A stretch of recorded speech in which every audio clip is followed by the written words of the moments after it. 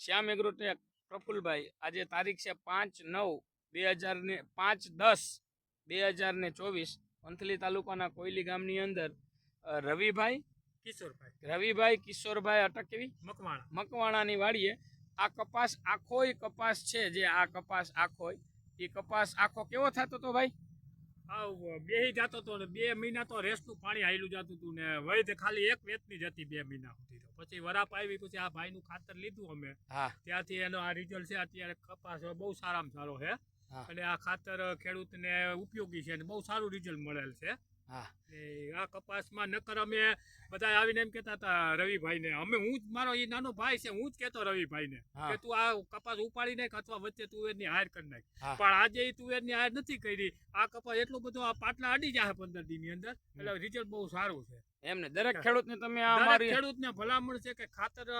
આ રિઝલ્ટ નજર સામે છે આ બાયપાસ ને કાંઠે વંથલી તાલુકાનું કોયલી ગામ છે કદાચ નીકળો તો તળાવને કાંઠે જ આ ખેતર આવેલું છે તમે રિઝલ્ટ જોઈ શકો જે ભાઈ કપાસ વાવેલો હોય ને નબળો કપાસ હોય તો અહીંયા જાતે જોઈ અનુભવ કરી પછી જે રવિભાઈને મળીને ખાતર લેવાનું આગ્રહ રાખે બરાબર ને તો આ ભાઈ એવું કહે છે કે પેલા કપાસ કેવો પાણી લાગી ગયું હતું અને વેતેક જેવડો જ હતો અને તમે બધા એવું કહેતા હતા કપાસ કાઢી નાખો રવિભાઈને બરાબર ને કહેતા હતા આમાં તુવેર વાવી દેવાય વચ્ચે કેટલા દિવસમાં તમે આ ખાતર નાખ્યું તો તમને એવું લાગ્યું હતું કે રિઝલ્ટ 15 થી 20 દિવસમાં આ કપાસનું ટોપ રિઝલ્ટ મળેલ છે